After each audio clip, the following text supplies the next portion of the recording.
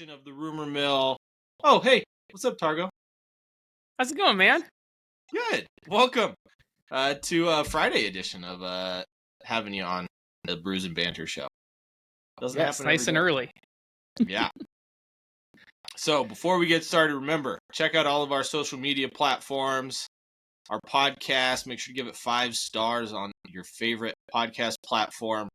Check out our Redbubble account, our Facebook group, our TikTok and Instagram accounts, as well as subscribe to this YouTube channel, making sure that you stay up to date on all of the latest and greatest things in the world of football. With that, Targo, let's get started. Yeah.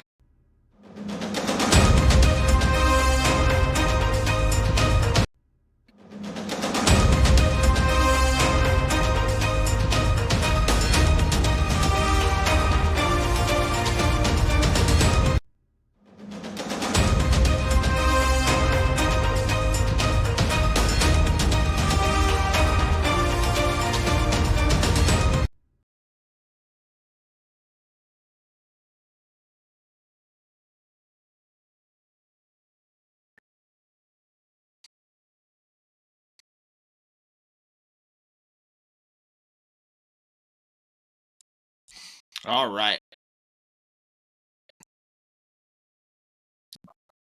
Pretty sweet globe with the soccer ball. Yeah, man. We put a lot of work into this. So make sure to check out our most recent episode previewing match week 4 in the Premier League, our games and matchups to watch, and the latest in the world of football now everywhere. Make sure you check it out. Got some pretty awesome bold predictions on there. See if any of our transfer predictions actually came true. So with that, Targo, right? We had a Champions League Don't want to miss that draw. episode, that's for sure. I honestly was super excited for this, and it did not disappoint in the slightest. It didn't, man. So let's get right into it. Let's start with Group A. We got Bayern Munich, Manchester United, FC Copenhagen, and Galatasaray. Harry Kane coming back to England to face off against the team that almost signed him.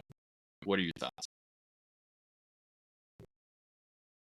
Team that probably should have signed him, but having said that, this is going to be fun, man. It's Bayern Munich, Man United. You expect them to be the top 2, and then Copenhagen and Galatasaray to battle it out for that third spot. Any early predictions for Europa in this League one? Is how it's going to pan out. Or is it pretty much set that the top 2 are Munich and United? Yeah, I think so. Galatasaray, I think, might give them a little trouble. Especially, the way Man United has started this season, the way they're playing. But I think it's a Bayern Munich, man. I wouldn't expect to. I wouldn't be surprised if they scored. Being honest, with 12 to 15 goals in the first, I guess, in all the group stage matches. But I think, especially that trip to Turkey for Manchester United, that'll be rough. We'll really see what Manchester United is made of when they go face Galatasaray. All right, Group B. Yeah, as we talked about, those Galatasaray fans are very passionate. Pretty good front line over there in Turkey. All right, to Group B, really the group that I believe that both of us are almost the most excited about, but definitely pretty excited. Sevilla getting paired up against Arsenal, PSV, and Lens. I'm gonna be completely honest. I think this could low-key be a very tough group.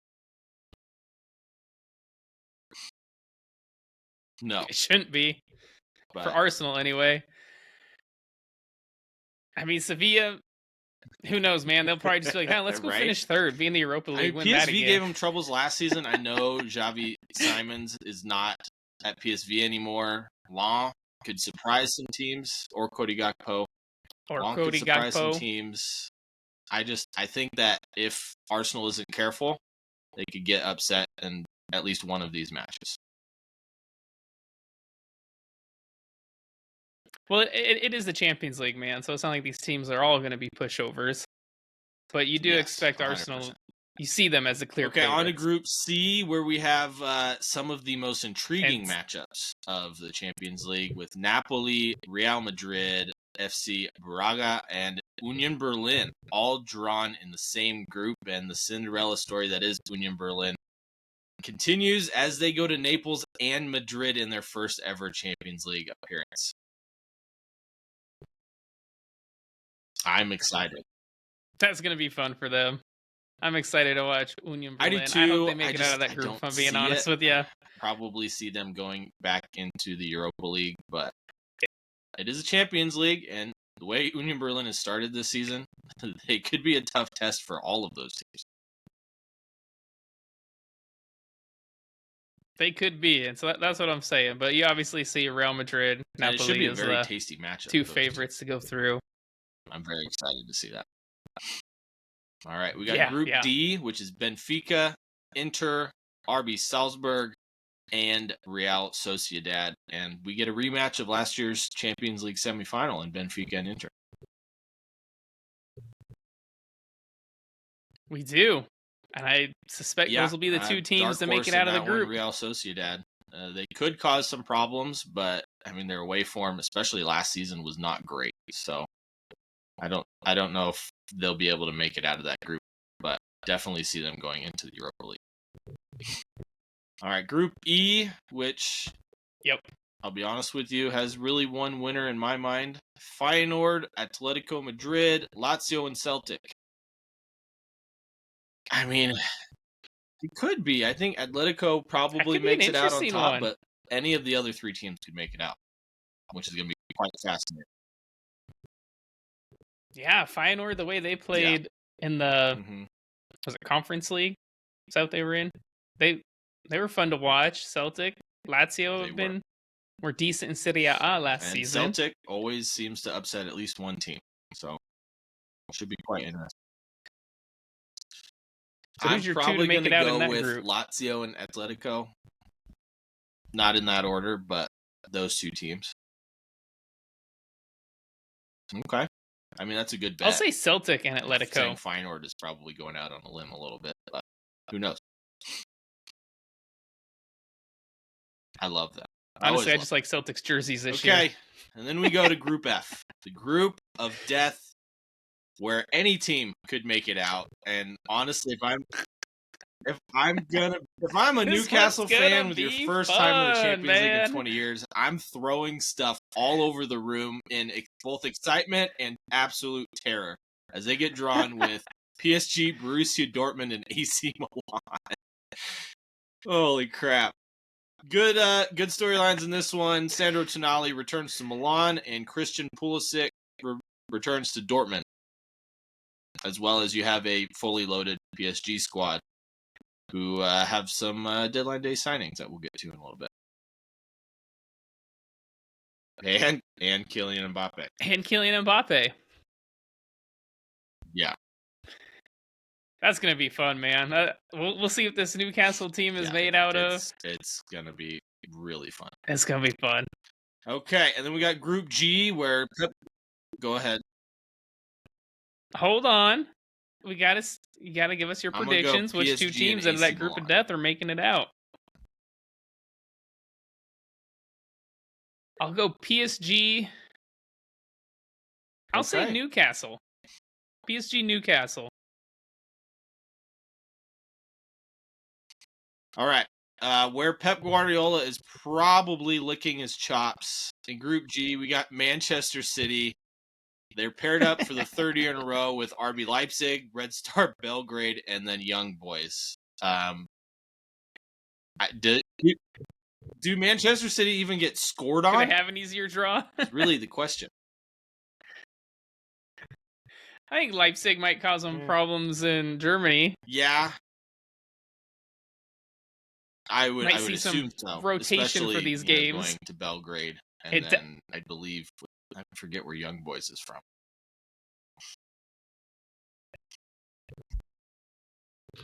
You know, I think this will help them honestly in their Premier League title run. They can rotate heavily in these opening Champions League fixtures and play strong squad in the Premier League. A lot of these games are going to be getting closer to that Christmas festive period where you have a ton of games back to back with short notice and a lot of traveling. Yeah, 100%. But I'm guessing we both agree City and Not Leipzig even- to go through. Yeah, there you go. But hey, Guardiola plays his old forgot teammate, about that his one. old team. And then Group There's a H, storyline. where Xavi is probably doing the same thing, as Barcelona is paired up against FC Porto, Shakhtar Donetsk, and Royal Antwerp.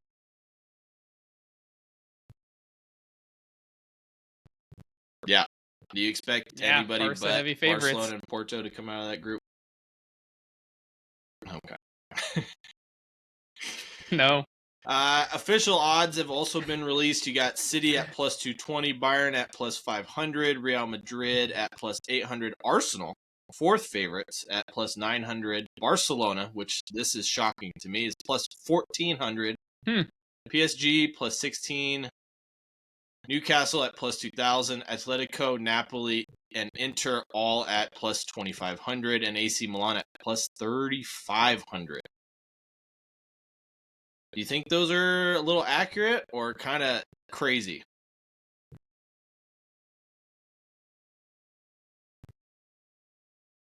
A little. I mean, they have Newcastle at better odds than Inter and AC Milan. I don't know about that one. Yeah, I don't. I think once you get to Barcelona, it gets a little out of hand. I don't think Barcelona should be plus 1400, but, I think my money, yeah. Ahead of Newcastle, PSG as well. I mean, I think at AC Milan, too, shouldn't be at 3,500. Who am I to say? All right. Let's get into what you've all been waiting for. It's transfer deadline day.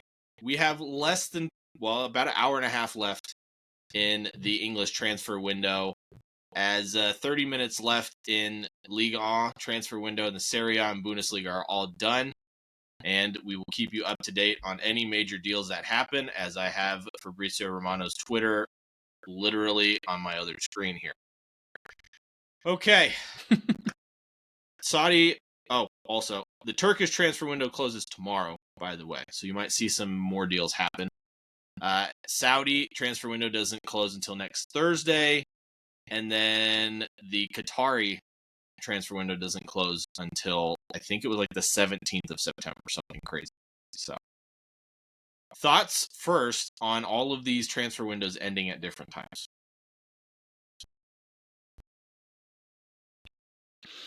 I mean, it's difficult. I think the most difficult one is the Saudi Arabia, because that's a little while later.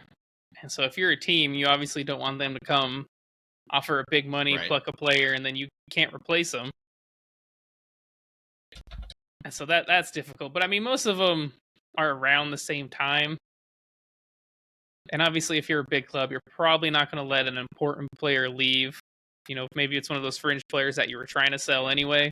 I could see one of them going to, where'd you say, Turkey or Qatar or something like that. Most recent rumor is, I think it was Pierre-Emile Højbjerg to Galatasaray, but they're saying it wasn't going to be done today. So, not that he's an important player at Tottenham anymore anyways. So, let's get into the biggest transfer saga of the day, Targo. We all knew it was going to happen. Al Ittihad testing Liverpool's resolve for Mo Salah, with them coming in and Liverpool rejecting offers of 100 million and 150 million today. Apparently, they're willing to approach before the end of the transfer window for over 200 million pounds, according to David Ornstein. They're also offering Mo Salah a staggering 1.5 million pounds, get this, a week.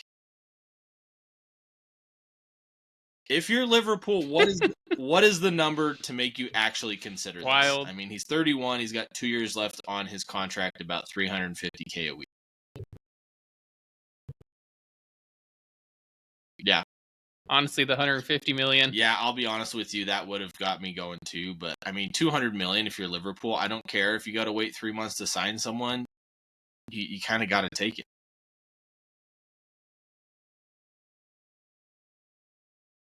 I think so, man. I mean, he's a over huge 30, player. I know 2 we years said left in on our the previous contract. podcast, they should probably be like, okay, he can join in January, and we'll accept your offer. But at $200 million, do you just let him go now?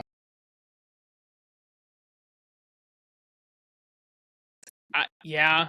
I mean, you think of that front line. Obviously, they're losing guaranteed goals. But they still have Cody Gakpo, Diogo Jota, Darwin Nunez, Luis Diaz. No. So they're not hurting. And I mean, well, I guess they signed Gravenberch today, and he can also kind of shift that midfield around. So maybe you could put more of a Sabotsloy out on the right. Yeah. Sabotsloy. Yeah. It's definitely something to keep an eye on. It's a good thought. For the next. So yes, I would take that. If I'm Liverpool, I would take that 200 million. If I'm Mo Salah, 31, he's won the Champions League, won the Premier League. Right? That's insane. Yeah, man, I'm gonna go make 1.5 million a week. Yeah, and generations will be set up for life with him. Yeah, it'll be something to watch. It'll be a for Salah dynasty. The next week. That's for sure. Romelu Lukaku received a hero's welcome at Roma, being unveiled yesterday. I guess 50,000 fans showed up at the airport to receive him, and then 60,000 more showed up to his unveiling. Yes, for Romelu Lukaku. Is that surprising to you? I was thinking that too. I mean, did you see the welcome Paulo Dybala got? That was like His in was a city insane. square. Lukaku's was in the stadium, and it was completely jam-packed. That's crazy for Lukaku. I don't know. If I'm Roma, maybe he makes them better. But they still got Tammy Abraham. Maybe I would they think can could even get play a job together done. with Tammy Abraham playing off of Lukaku a little bit more, so that way he doesn't have to run as much. That seems to be the way he's most effective, when he runs less. Yeah. Lukaku? Yeah. Yeah. Well, I mean, I think they probably have Paulo Dybala playing off of him. They're going to have a lot of games this year playing in the Europa League again. Okay. Into yes, they will. A little bit of our Saudi Arabian news. We got Al Ittihad are in negotiations to sign Sergio Ramos, who said his priority is to move. His priority is to move to Galatasaray. Free agent, but apparently they're going to give him a huge offer to get him to Saudi Arabia. Al Shabab have completed the permanent transfer of Yannick Carrasco from Atletico Madrid for 15 million euros. Any thoughts on that one?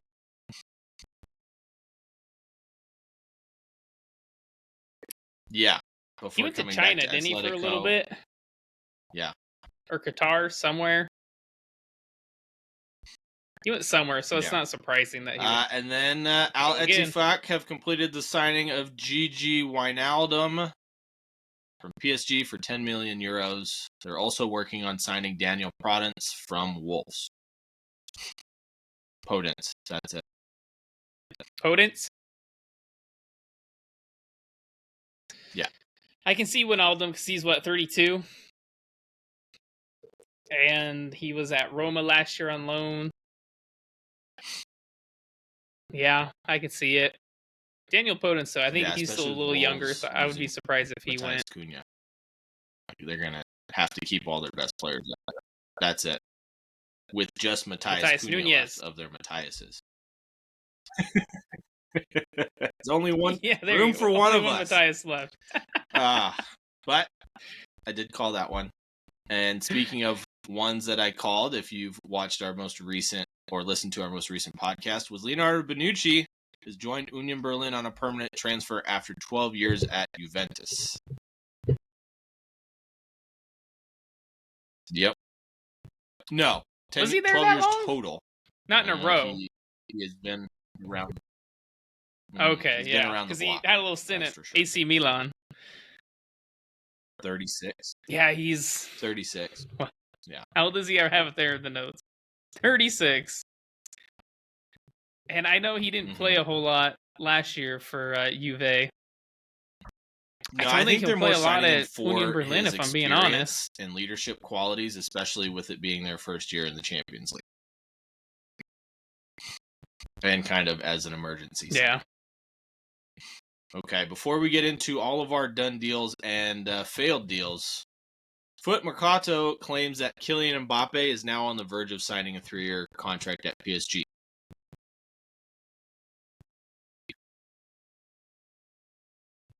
The Almost Mbappe over. saga. If he signs Almost that, I will over. officially call it over.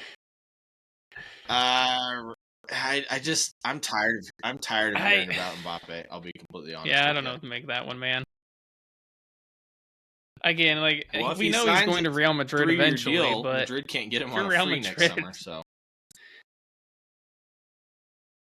which would be another middle finger to Real Madrid from Kylian Mbappe. So, yeah.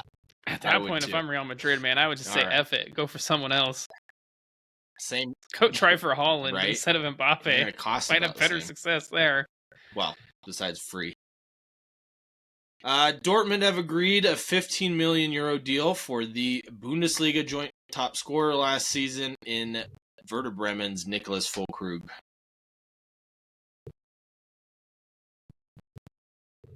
Yeah, 30-year-old who scored 16 goals last season. Yeah, I would say that's a decent amount. I would say amount. For a 30-year-old, that's about what you'd expect. But for a joint top goal scorer, yeah, I mean, I think that's a good deal for Dortmund. Personally, gives them more attacking options than they already have. Yeah, it does. A big guy up top. All right, you called it. Tottenham have officially completed a deal for Nottingham Forest forward Brennan Johnson for £47.5 million with a 10% sell-on clause. I did call this one, and if you guys want the full analysis, you'll have to watch the last episode of Brews and Banter FC. Nice plug. But I will say, so they paid £47.5 million, he said. You think they overpaid for a player who scored 8 goals and got 3 assists last season? And then the English tax, of course. Also, yeah, it's also 2 London clubs. He's got a lot of potential, only 22. You're going to pay a little bit more for that, too. The worst kept secret in all of the transfers, Ryan Gravenberch signed for Liverpool, 5-year deal, $45 million total package. Midfield is now McAllister, Szoboszlai, Endo, and Gravenberch.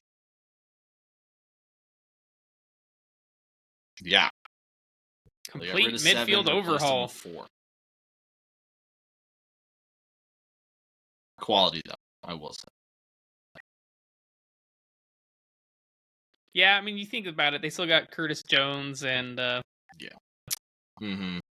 other kid, so, Harvey Elliott. They got some depth there now. And you can always bring Trent into midfield. So as long as these guys can click, I think they've got a solid midfield. Once again. Yeah, I cannot. Couldn't be worse than last year's. But that's a discussion for another day. Okay. And probably the biggest failed transfer in this transfer window, the one that almost was, João Palhinha. It was set that he was going to join Bayern from Fulham for 65 million euros, 5-year deal. It only collapsed because Fulham couldn't find a suitable replacement before the Bundesliga deadline closed. He went all the way to Munich, took both his medicals, even pictures in the Bayern kit. But it took until about an hour and a half after the transfer deadline in Germany closed for them to sign Alex Iwobi from Everton. Is that a good pickup for Fulham? So, I know this was Alex Iwobi, I mean, he's injured right now, so we'll see. João Palhinha to Bayern Munich, I think, is what Thomas Tuchel wanted. He really wanted a defensive midfielder in there, even though they have Kimmich and Goretzka. I mean, I know. I would have made them, you know how high I'm on João much Palhinha, closer favorites to win the Champions League to Manchester City if they had signed João Palhinha. I already forgot Conrad Leimer. Yeah, He got for free, right. Bayern Munich, who plays in that Well, defensive midfield no. position. So I don't think they needed another player there, and I know the board had kind of Yeah, felt that and way that too, but probably would Tuchel have wanted a been the player most there. in-form player that they could afford, I would say. They also missed out on deals for Trevor Chalobah from Chelsea and Southampton's Amel Belakocha.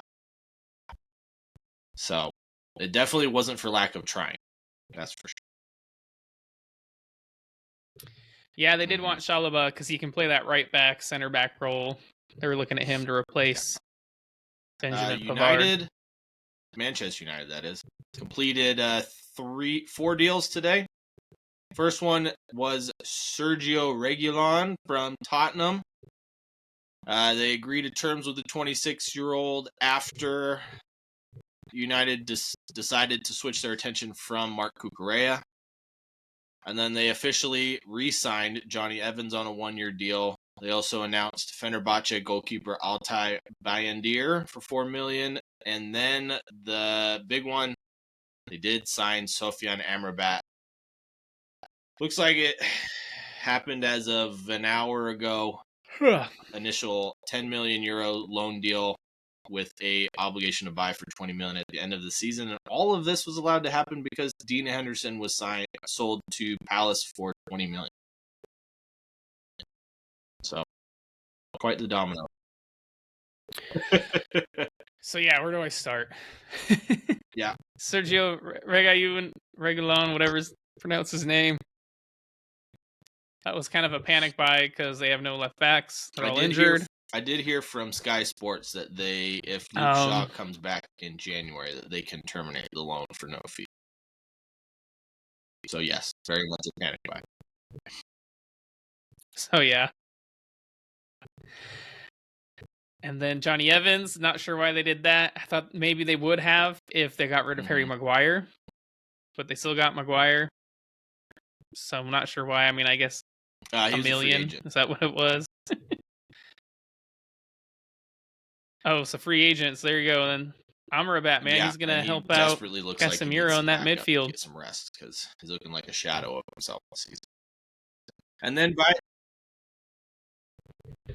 So then who do they play in that midfield? Amrabat, Casemiro. I mean, against the bigger squads, I think this weekend's probably too soon for him against Arsenal, but I think when they play Manchester City at the end of September, you'd probably see Casemiro and Amrabat play, giving Bruno Fernandes or Eriksen or Mason Mount, I guess Bruno Fernandes, a little bit of extra freedom to move around.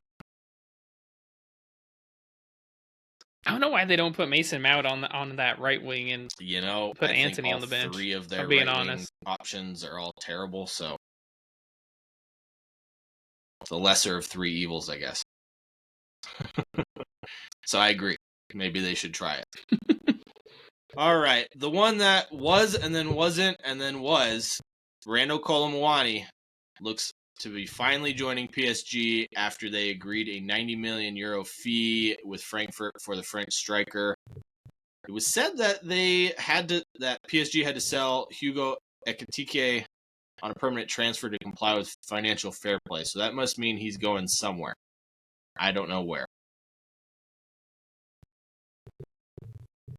But it is a done deal.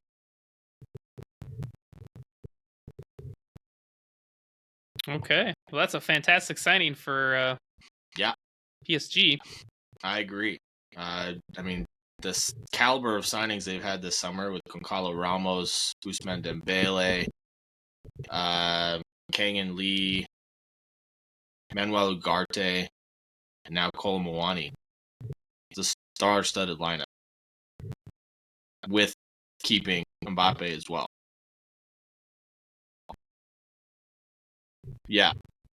Younger stars, this one too, just not across the stars. line from Fabrizio Romano. Alvaro Odriozola joins Real Sociedad from Real Madrid. Odriozola? Yeah. So right back, yes, they from get Real a right Madrid. back okay. and a left back in this transfer window in Kieran Tierney and Odriozola. So pretty good signing for them, I would say. All right. And then I agree. I think it's good for his career to get him back so on track promising with for so Odriozola. long, and then he hasn't really featured at all for Real Madrid. So good to see him probably get more playing time. And then to the self-proclaimed all-stars of transfer deadline day, we got Nottingham Forest have signed not 1, not 2, not 3, but 7 players on transfer deadline day. Where to begin? They signed 21-year-old Brazilian center back Murilo from Corinthians for 14 million euros. Ibrahim Sangare from PSV for 35 million euros. Nicolas Dominguez from Bologna for 10 million, with Remo Freuler going to Bologna. Benfica goalkeeper Odysseus Vlachimidos and Callum Hudson-Odoi from Chelsea for 8 million. Divock Origi on loan for the season from AC Milan. And finally, I don't know how to pronounce this name, but Norwich center back Andrew Omobamele. Yeah, I probably butchered that, but solid effort. Good try. I don't know how that good guy is effort, Irish. man. That does Good not effort. sound like an Irish name. Or maybe it is, because Gaelic is weird. I guess the notable signings for me are Sangare, Dominguez, Hudson-Odoi, and Origi. Yeah, I mean, Hudson-Odoi, I'm very excited to see how he does, if he finally reaches his potential. And if he does, then that's a great signing for Nottingham Forest. So, I do, but doesn't Anthony Elanga play in that position? Yeah, he can play on I guess competition. the right or the left. Hudson-Odoi is still young. He's only 22. Replacement for Brennan Johnson. Okay, because as you remember, last year he played at Bayer Leverkusen. Where he came off the bench quite a bit. I mean, we saw him last season for PSV, Ibrahim Sangare. I think that's going to be a fantastic signing for their midfield. And maybe even a bigger miss for PSV. I think so too. Also, and then Origi, man, can this guy get a career going where he can score some goals and that be is a regular in a team? Question. It really is. Holy crap. Him and always Michy Batshuayi, I feel like are always never performing. Yeah. The 2 strikers sitting on the bench. They're like the bridesmaid. What a the perfect bride. analogy. Holy crap. Sheffield United have re-signed James McAtee on a season-long loan from Manchester City, so this will be his second season in a row at Sheffield United, giving them some depth in midfield after losing Serge Standerberge. That's it. Standerberge. In a surprising move, Al Dual or Duahil have completed the signing of Aston Villa midfielder Felipe Coutinho. So he's going to Qatar.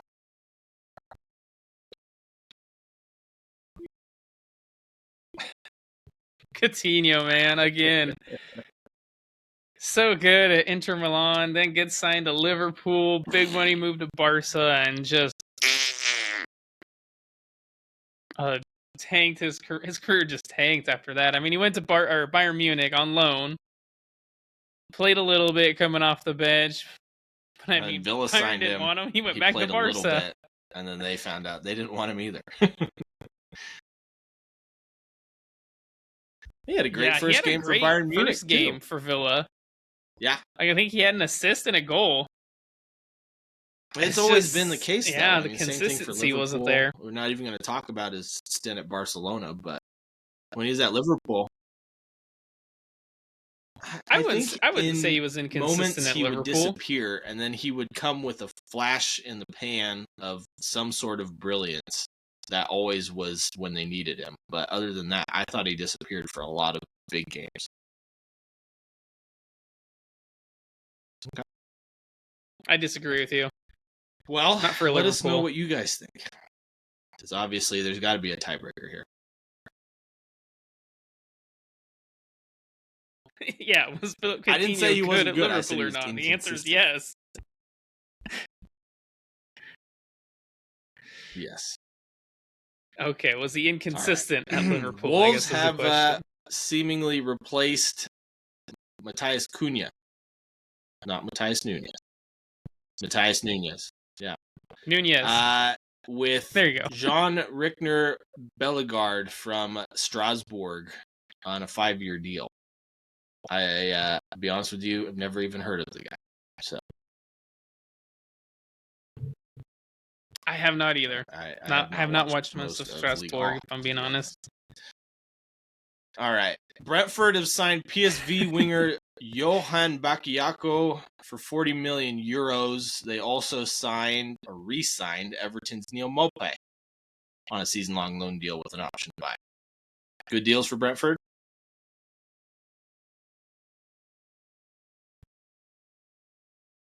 I haven't seen much of Bakayoko. Neil Maupay is garbage. Well, So if he can that's how I rediscover feel some about of his that. form he had at Brentford, they might be okay.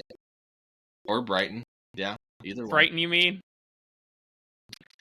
He was at Brighton, Bournemouth with another shock signing this summer with a loan signing of Patson Daka from Leicester City with an option to buy. Yeah, I think that's a good thing. Not bad. 100%. I think Bournemouth, man, secretly are having a pretty good window here. Mm-hmm. Patson Daka, Justin Kluivert, Tyler Adams. Yeah, there's much more. I know there's more I'm forgetting, but I remember thinking, damn, Southampton have rejected a loan with an option to buy move from Wolves for striker Che Adams. One of the deals that never went through. We have a couple of terminated contracts. We got Papu Gomez from Sevilla and Kasper Schmeichel from Nice. Mm-hmm. Papu Gomez, man, he's up there. 35, so yeah. No. He didn't play much at the World Cup either for Argentina. Seems like he's been around for forever. He has. Speaking of players in he's their 30s, for sure. Inter have signed Ajax midfielder Davy Klaassen on a free transfer.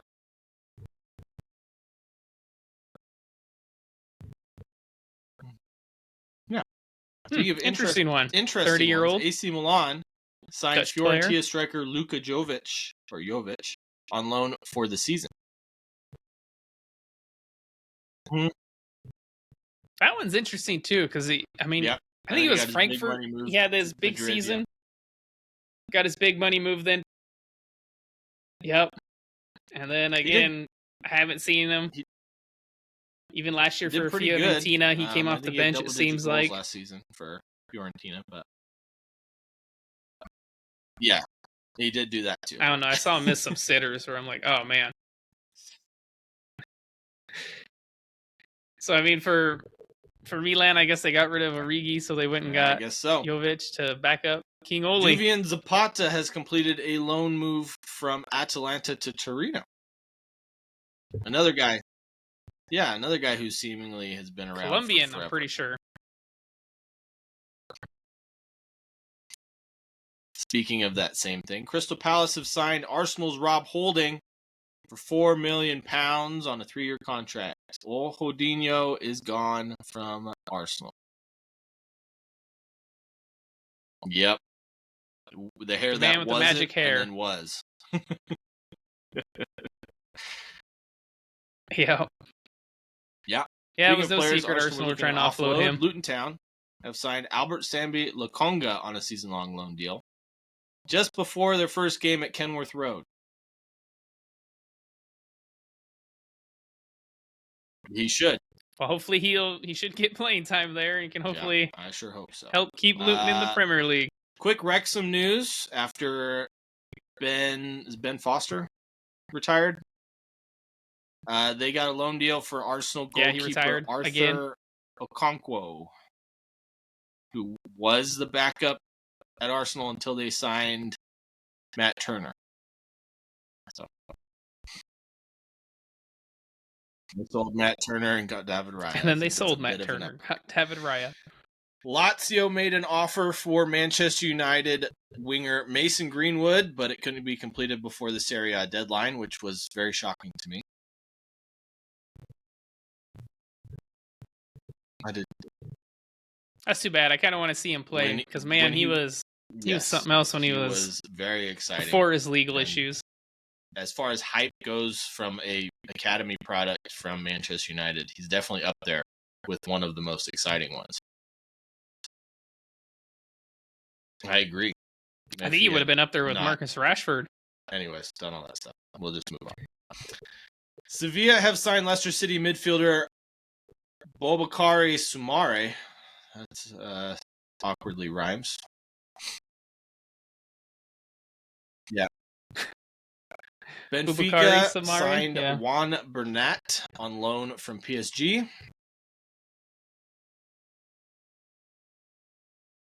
Speaking of makes sense, he's Portuguese. Quietly amazing transfer window. They signed Luis Sinisterra from Leeds United on a season-long loan.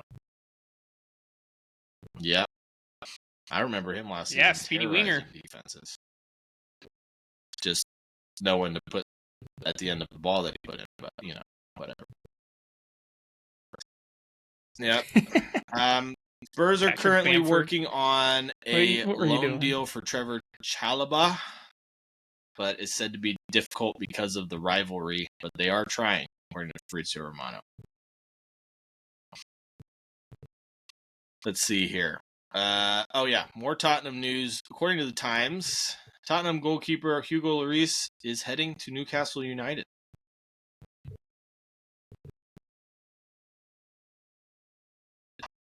I don't get why. It doesn't make any sense to me.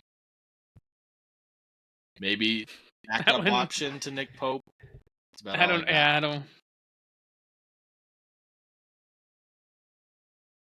I mean, it's obvious that's what it is. Yeah. But why would you want, I guess, him as a backup? Mm-hmm. A very aged goalkeeper. Burnley are in advanced talks to sign Genk forward Mike Tresnor. Don't know much about him, but they're in talks to sign a forward, which they desperately need. PSV have signed Amel Belakocha on loan from Southampton. Yeah. And then, last but not least, we have our Barcelona news of the day.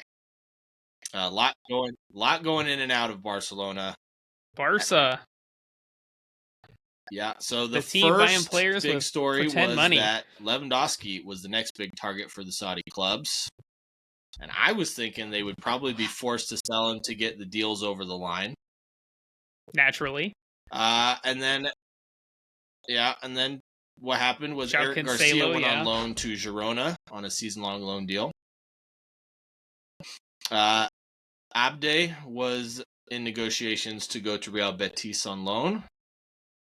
Then they pulled a financial lever, whatever that means, selling 29.5% of Barca Vision for $120 million, which they announced earlier in the summer, but still haven't got the money for.